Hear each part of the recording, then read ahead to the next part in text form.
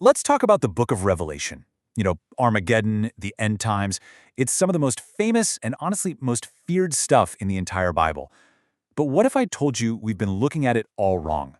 Today, we're diving into the work of scholar Bart Ehrman, who argues that Revelation isn't a roadmap to our future. Instead, it's a powerful message of protest from their past. Right, this is the big question. For centuries, people have treated Revelation like it's a crystal ball, a blueprint for how the world is going to end. But what if it was never meant to be that? What if its author had something completely different in mind? That's the idea we're really going to unpack today. All right, so to really get this, we have to kind of flip the whole book upside down. Instead of reading it from our 21st century perspective and trying to make it fit our world, we've got to go back. We need to read it through the eyes of the people it was actually written for. And this chart just lays it out perfectly. On one side, you have the popular view, right? Revelation as this detailed schedule for the end of the world. But on the other side is the historical view, and it's a totally different story. It wasn't about the end of the world, it was a coded message of hope about how to survive their world. Okay, so to crack this code, we have to jump in a time machine. We need to understand the world of John, the guy who wrote Revelation. What was actually going on? Who was he writing to? Let's set the scene. Picture this. It's the late 1st century. The Roman Empire is the undisputed superpower. And it's not just a political power, it's a religious one. Rome demands that you worship the emperor as a god. Now, for the early Christians, that was a line they just could not cross. And refusing, that was treason. It could get you arrested, persecuted, or even killed. It's in the middle of this high-stakes, life-or-death pressure cooker that an exiled Christian leader named John writes this fiery, intense vision. And this part is absolutely crucial. John wasn't writing some abstract poem for the ages. This was a letter addressed to 7 real, specific churches in what's now Turkey. His message was urgent, it was direct, and it was practical. He was telling them, hang in there. Do not give in. Don't worship the beast. And we are definitely getting to what that means. Just hold on because God sees what's happening and justice is on its way. Okay, you knew we had to go here. Let's talk about the most famous or infamous part of the whole book, the number 666. It has fueled centuries of speculation, right? But what if it's not a secret code about some future global villain? What if it's actually a historical fingerprint pointing to someone they all knew and hated? Yep, there it is. The number that's been blamed for everything, popes, presidents, barcodes, computer chips, you name it, someone has called it the mark of the beast. But the key to solving this riddle isn't in some high-tech future. It's in a very common, very ancient practice.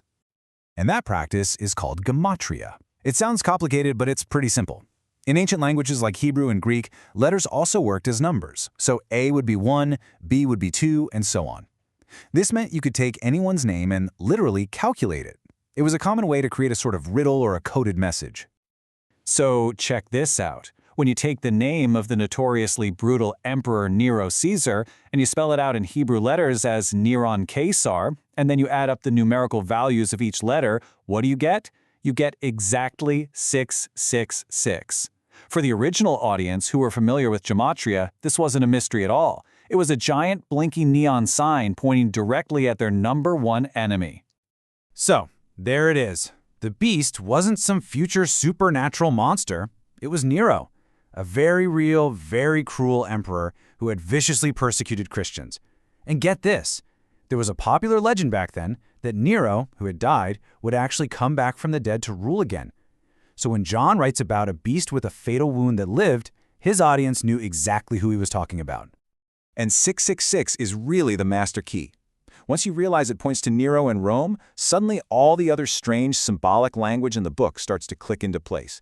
Everything starts pointing to the same culprit. The beast, for instance, wasn't just Nero as one person. It was a symbol for the entire oppressive Roman Empire. Babylon the Great, this corrupt, evil city drunk on power, that was clear code for Rome. And the mark of the beast, that thing you needed on your hand or forehead to buy or sell, well, that would have sounded a lot like the imperial loyalty oaths they were pressured to take. To do business, you had to use coins with the emperor's face on them. You essentially had to wear the mark of the empire. And if there's any doubt left that John was talking about his own time, he says it himself, right in the first few sentences of the book. He writes that these things must soon take place because the time is near. He wasn't writing for us, thousands of years later. He was writing for them. and he expected this divine takedown of Rome to happen any day now. So you might be thinking, okay, if it's all about ancient Rome, why should I care? What does it have to do with me today? And the answer is everything. It's incredibly relevant. But to get why, we first have to see how that original meaning got so twisted over time. See, in the beginning, this book was a call to action. It was a powerful moral cry to stand up and resist an unjust, oppressive empire that was acting like it was God. But over the centuries, that meaning got lost. It morphed from a call to courage into a speculative puzzle, a kind of cosmic horoscope that, honestly, often just made people feel scared and passive, like all they could do was sit back and wait for the world to end. And this is where it gets timeless.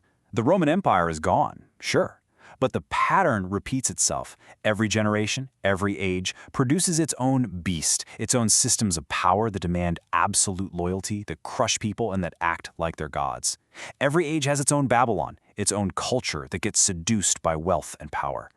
So the book leaves us with this profound challenge. Maybe the real point of Revelation was never about trying to guess when the world will end. Maybe the point is to force us to ask a much harder question. When we see injustice and oppressive power in our own world, our own beasts, which side are we on? Are we resisting, or are we just going along with it? That's the question that has echoed for 2,000 years, and it's just as urgent for us now as it was back then.